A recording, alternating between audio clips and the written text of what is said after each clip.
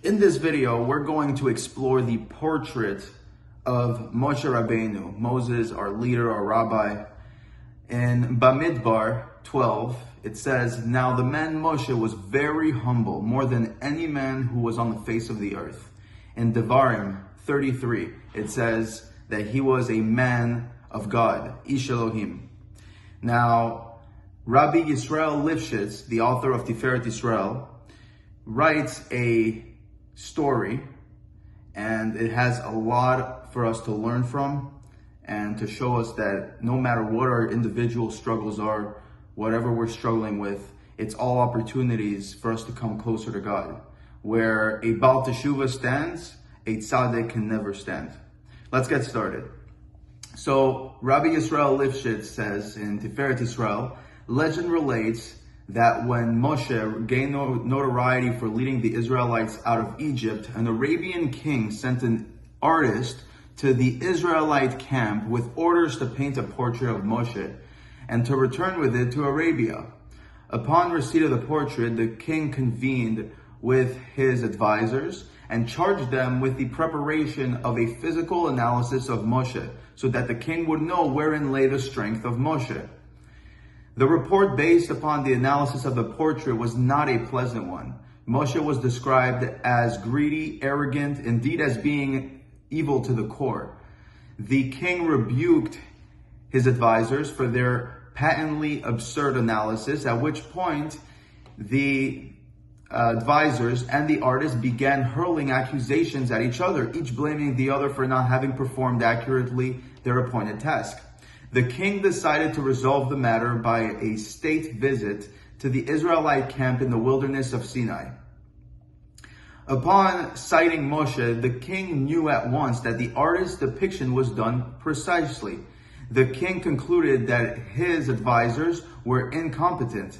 Before returning to Arabia, however, he decided to relate to Moshe all that had transpired. Moshe assured the king that his advisors were as competent as the artist.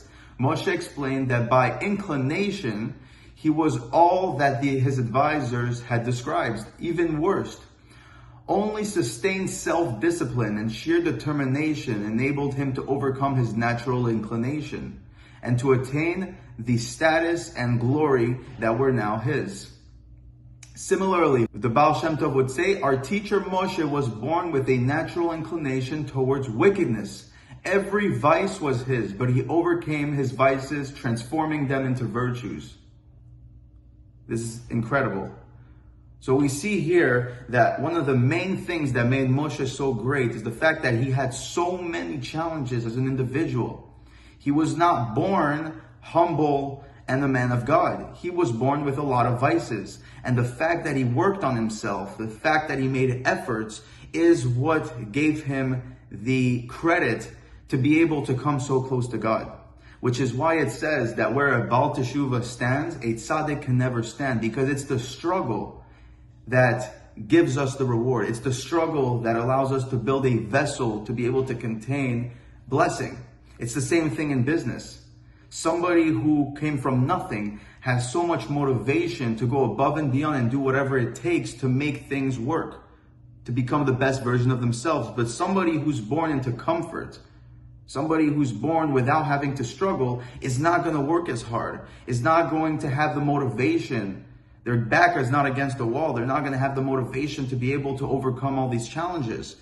And we all admire people that have been through struggles, came out on the other side, and succeeded. And this is exactly what we're learning from this story. Now, there are some contradictions as to whether this story is true, whether it's not, but that's not what we're discussing here. We're trying to understand the lesson from this story. And the lesson to me is 1000% that every challenge we have is an opportunity for growth. Whether it's anger, whether it's lust, whether it's addictions, whether it's not knowing how to manage money, all these are opportunities for us to better ourselves, for us to become better than anybody else in that area because we struggle with it so much. I'm just going to give an example.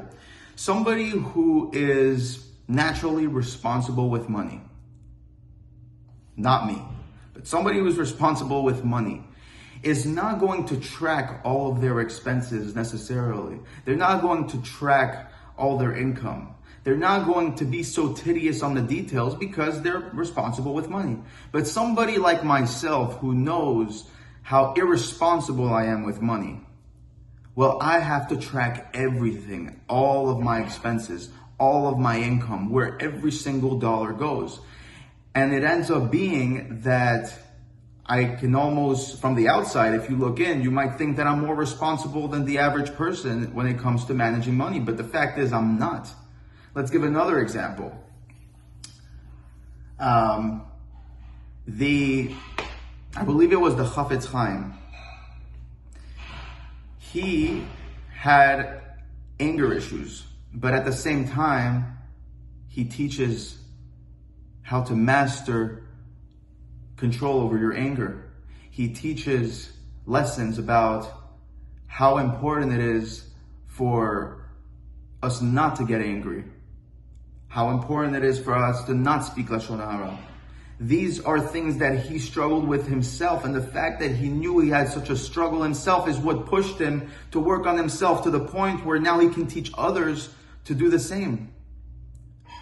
So somebody who is born with natural gifts does not have to work in those areas. But somebody who's born with serious vices, that's an opportunity for him to come out the other side and help others who are struggling in those areas, and also others who are not necessarily struggling but could benefit from somebody who knows how bad it could be. Somebody who went to prison for robbing people, he can teach people that have an inclination to steal little things here and there, because he knows how bad it can get. People who steal here and there, they don't know how bad it can get. But he knows, because he went all the way down to the lowest parts and he came out the other side. People who went through serious financial struggles,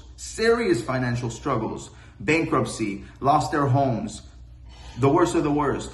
They can help people that are struggling financially here and there. Everybody has financial struggles because they've been through the bottom and they came out on the other side. So they can help people who might struggle here and there with those things. People who have been through severe addiction, drug addiction, sexual addiction, all types of these